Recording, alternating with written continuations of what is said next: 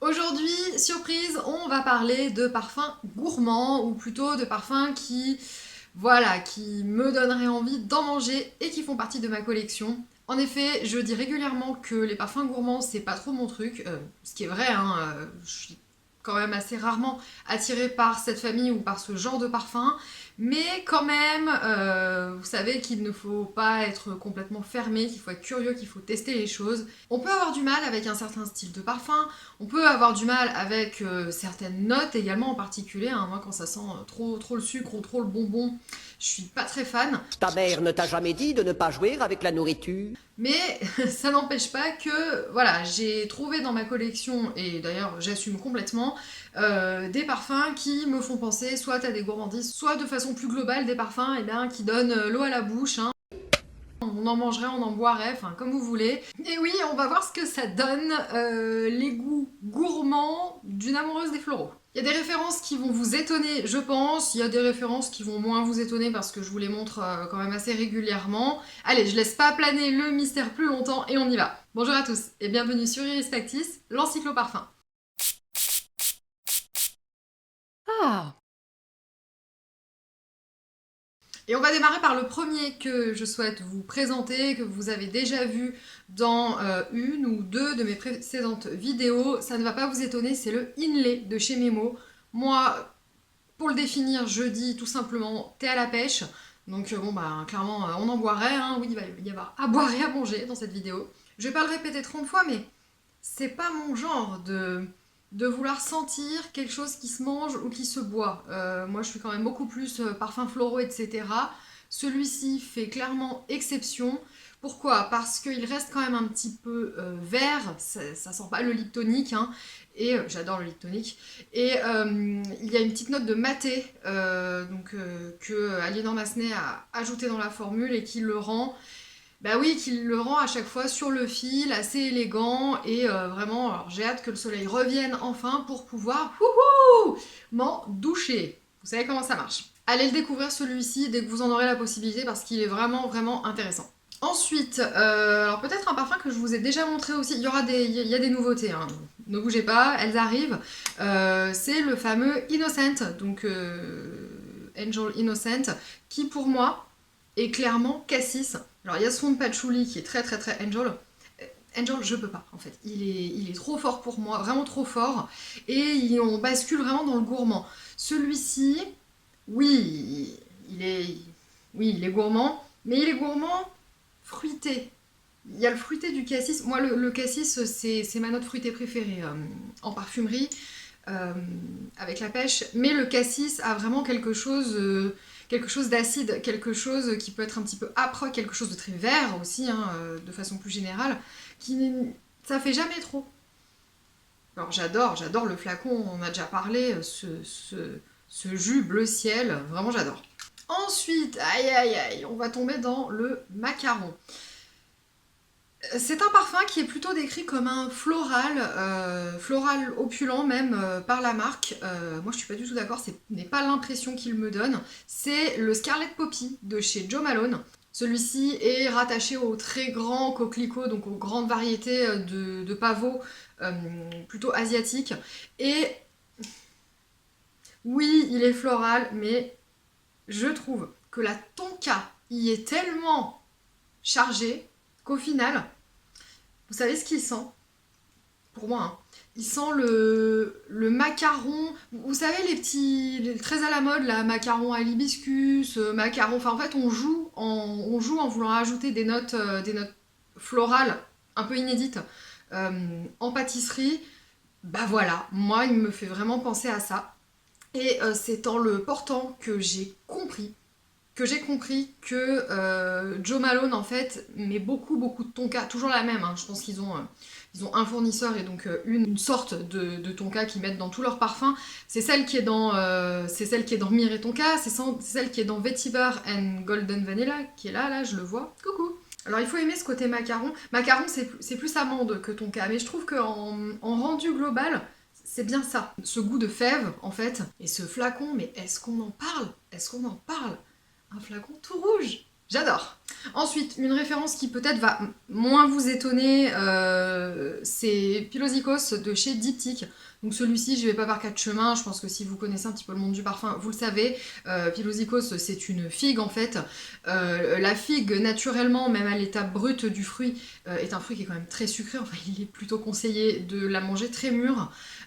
Ici, bien sûr, elle est verte, elle est aquatique, mais clairement, on croquerait dedans, quoi.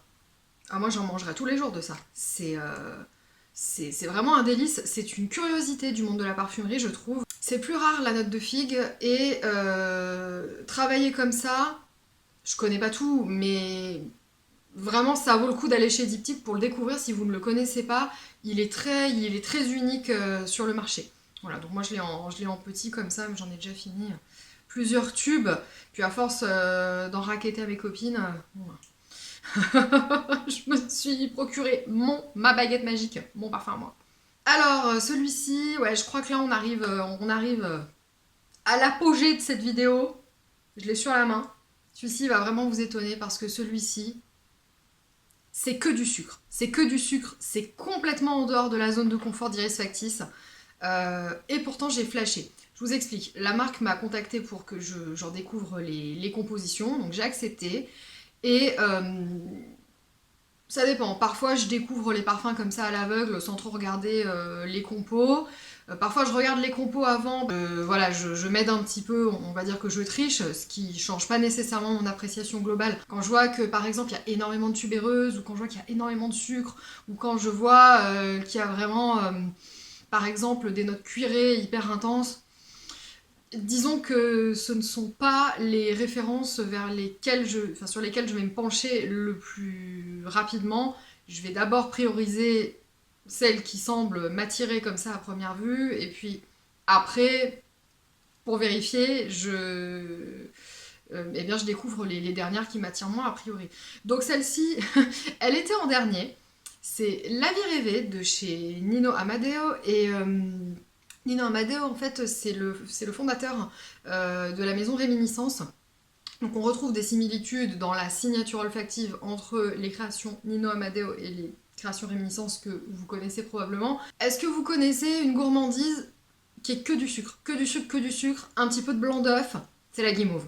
Avec un arôme, bien entendu, hein, il y a des arômes guimauve artisanaux qui sont vendus, qui, je pense, regroupent un petit peu de fleur d'oranger, un petit peu de vanille, un tout petit peu de rose. Celui-ci, ah, pour moi, on croquerait dedans. Je dirais même qu'on est quelque part entre la guimauve et le loukoum, mais je pense que c'est le sucre qui rend cet effet. J'adore. Je sais pas quoi vous dire. J'ai été, je l'ai dit à la marque, hein, j'ai dit mais je comprends pas.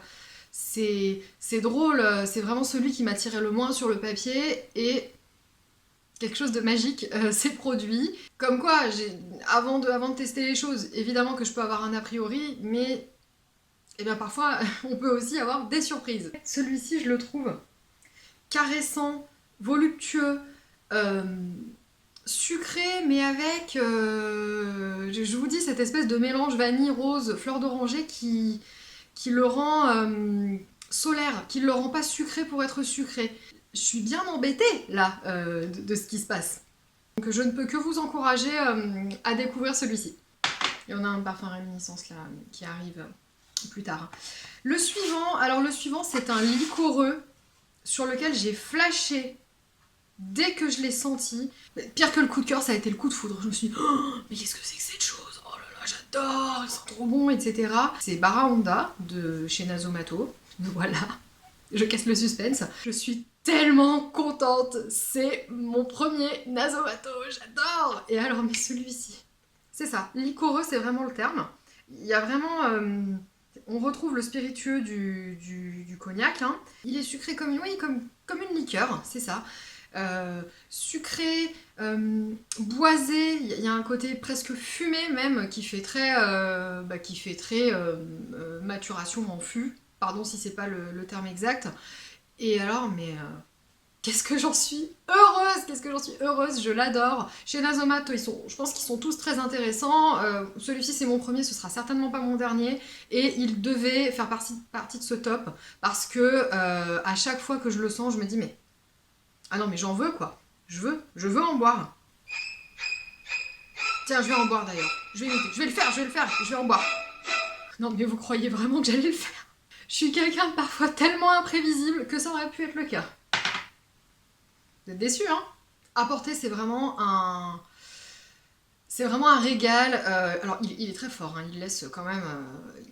vous laissez un sillage derrière vous, à mon sens, absolument délicieux, mais gare, parce que tout le monde n'aime pas ça. Je trouve qu'à la fois, cette puissance, ce corps, mais cette souplesse qui lui est apportée par son côté sucré, hein, clairement, ouais, ça le rend complètement irrésistible. Moi j'aime bien quand il y a de la force, mais à la fois quand il y a une petite sensibilité, une petite faiblesse. Bah voilà, c'est Baranda. Alors pour le suivant, on va rester chez les Italiens.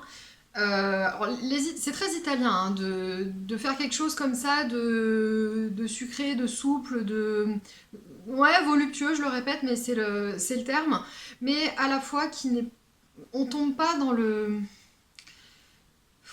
Je sais pas comment vous dire, on tombe pas dans ce que je n'aime pas dans les sucres et dans les gourmands très mainstream. On tombe pas dans le bonbon à la fraise pour les petites filles, quoi. Je suis sûre que vous comprenez de quoi je parle. Le suivant, c'est un Lorenzo Villoresi, c'est un de neige. Alors, je l'ai pas en flacon, donc je vous montre. Avec la lumière, c'est génial, on voit rien. C'est le teint de neige qui... C'est ça. Sans la poupée, sans la vanille. Oui, cette fleur d'oranger italienne qu'on retrouve pardon, j'ai bugué, dans le Battito d'Ali chez Profumum Roma, qui est mon préféré dans toute la gamme, mais qui, à mon sens, est quand même un peu cher pour ce qu'il est. Alors attention, hein, il est fort, il est puissant, doucement, avec teint de neige. Moi, quand je mets l'huile pour le corps, j'ai pas besoin de me parfumer après, clairement pas. Alors je me parfume... Ce qui est intéressant avec les huiles, c'est de se parfumer, je pense, surtout le haut du corps, les jambes, si vous le souhaitez. Moi, j'aime bien en mettre partout, mais c'est une affaire de... Enfin, je trouve que c'est une affaire très personnelle. Moi, je le mets dans mes gourmandises parce que, oui, on a envie d'en manger. Il y a un petit côté, il y a vraiment un côté pâtisserie qui est un peu facile en parfumerie, mais qui marche bien. Le suivant, ça va aller très vite, vous le connaissez. Alors, j'hésite à le faire passer comme ça à l'écran. C'est ce que je vais faire d'ailleurs. Voilà, vous avez compris. Vanille, café, encens, benjoin. Et celui-ci aussi, je pensais vraiment que ce serait celui que j'aimerais le moins à la lecture des notes. Et ben voilà. Aurélien Guichard, je sais pas, il a fait un tour de magie. Toute la sphère parfum en parle. Vous me direz en commentaire si, comme ça, il y a des parfums qui sont pas forcément faits pour moi sur le papier, que je ne priorise pas dans mes découvertes, mais qui, selon vous, pourraient me plaire, là, au vu de ma sélection. On va rester dans cette lignée, teint de neige, encens suave, donc quelque chose des choses très vanille, des choses très caressantes. L'avant-dernier dont je voudrais vous parler, c'est Tocade, bien entendu. Alors celui-ci aussi, j'en parle très régulièrement. C'est la vanille. C'est vraiment l'accord. Tocade, c'est rose, vanille et bergamote. Rien que ça, on croirait décrire une douceur pour le goûter ou pour l'heure du thé. Tocade, c'est Maurice Roussel. Donc on y retrouve quand même cette générosité, vous savez, cette opulence qui est vraiment voulue, mais avec quelque chose de tellement attendrissant en même temps. Il faut que vous connaissiez Tocade. Tocade ne coûte plus rien sur internet, mais plus rien. Donc franchement, aucune excuse pour ne pas foncer. Moi j'ai encore l'ancien flacon, l'ancien flacon, c'est pas le flacon original, je vais vous mettre une photo du flacon originel pour que ce soit plus clair.